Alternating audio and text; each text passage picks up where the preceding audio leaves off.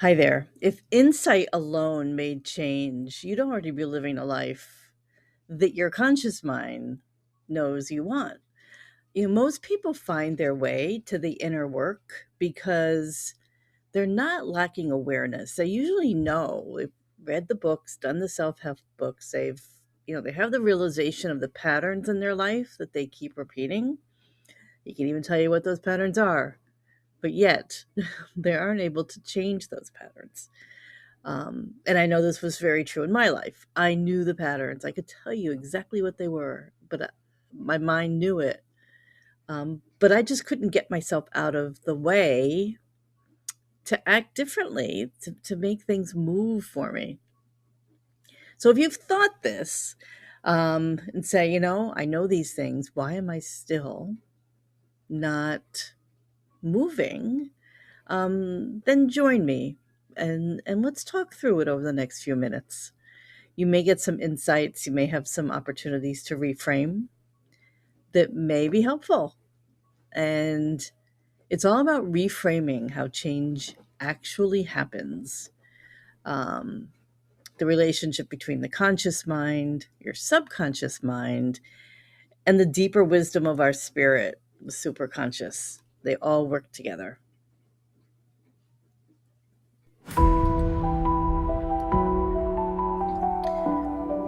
So let's start with the insight. The conscious mind. Your conscious mind is the part of you that notices patterns. It can reflect on it. It can say, yep, there you go, you did it again, right? You made that same choice again. Or you're not doing the thing that you know you want to do. Maybe it's showing up on YouTube, something like that. um, and I'll tell you in a moment my own story about that. That's where that moment happens, where that awareness suddenly clicks in and you see, oh, I'm doing it because I'm afraid of what people may say. Why you repeat patterns in relationships, why you keep hesitating at being seen and being visible and being yourself. Insight's powerful, gives you the language, it helps you identify the choices that you're making, um, perhaps even see the conscious steps you need to take. And many people assume that once you have consciously laid out those steps, that, hey, everything else should just kind of come along and be automatic. But insight isn't what's running you. 95% or some large number like that, is what your subconscious is running. It's, the vast majority of your actions are being run by your subconscious. So that is what you need to look at next. And let me give you my own example. Showing up on YouTube. I'm not perfect. I am human. You're not seeing something here that's AI generated. You're seeing me. I make mistakes. And sometimes I get comments. And a few years ago, a comment that I got actually hurt me so much that I actually stopped showing up in many different ways for over a year because I was just afraid. Like, yep, here it is. And that happened to be about my weight at the time, but doesn't matter. It was still something that was very deeply hurtful to me. And because I hadn't done the subconscious work, it triggered these automatic responses in my mind, patterns that I would repeat of you're not good enough, see, you don't know, all those things. Recently I had a comment on another video, and it's happened just fairly recently that I had mistaken in something that I said. Probably did. I'm sure I did because I occasionally do make mistakes. And but this time it didn't bother me. This time it was, oh yeah, well, okay. Thank you for pointing out the mistake. I am human, and I'm not always.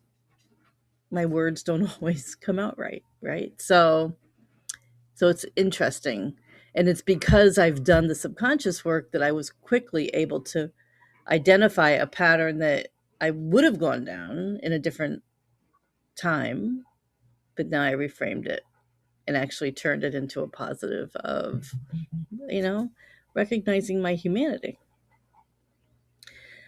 So, change though is hard, and it can still feel really hard because our subconscious isn't logical. It's not necessarily interested in growth for growth's sake. Our subconscious is here to protect us, so it's always asking question. The question is this safe? It doesn't ask, is this true? It doesn't even ask if it makes sense. It's like, is this safe? Is this familiar enough? This change, will I fail? Right? Will I not survive it? So even when your conscious mind is saying to you, you can do this, you deserve it, this is a pattern you need to stop. Your conscious mind can be thinking all those things. If your subconscious and your nervous system don't feel safe with that, you're going to be anchored to the old and you're going to continue to repeat those old patterns. And it's not because you're broken at all, it's because you're being protected. So, this is where neuro linguistic programming helps us reframe. Resistance is really loyalty. Our subconscious is loyal to an old strategy that at one point in our life did keep us safe. Those patterns come from a time in our life where we did those things because we felt we needed to be safe, and we could often trace that back to our childhood. I know I can. It's patterns that we learned when we didn't have as many choices. It's to a version of us, loyalty to a version of ourselves that was really doing the best that we could at that time. So change doesn't happen by pushing harder, by working harder, by trying harder. It changes by giving yourself new signals that you're safe, by reprogramming and changing those stories, and allowing yourself to feel and choose differently. And then because of my spiritual work, I do have to mention the superconscious, which often is considered spirit, intuition, that inner knowing, that part of us that senses when something is misaligned before we could even put words to it. You may feel it as a nudge, a pull towards meaning, a feeling that there's something more. Even when everything looks fine on the outside, inside something is not in alignment. Spirit's really not forcing you to change. It's inviting you. It's inviting you to push that growing edge. It's giving you the messages of possibilities.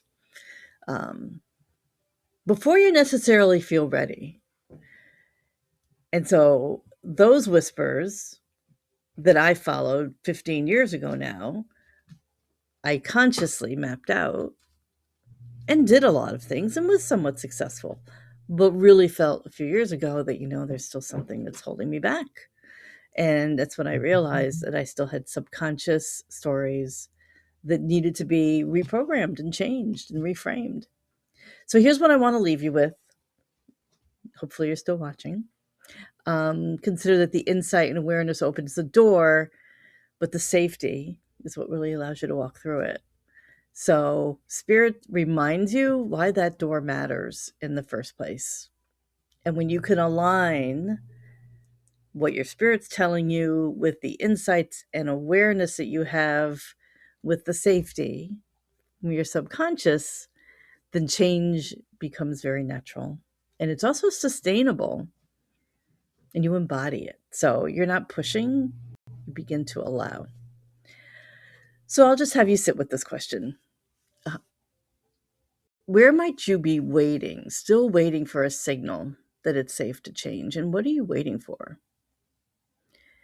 And I would love to know in the comments what it is you're waiting for, and if this resonates with you at all. So awareness is always the first step. Taking radical responsibility for your change is the first step to anything, any of this work. So let me know your reflection on this, and may your unfolding go with ease.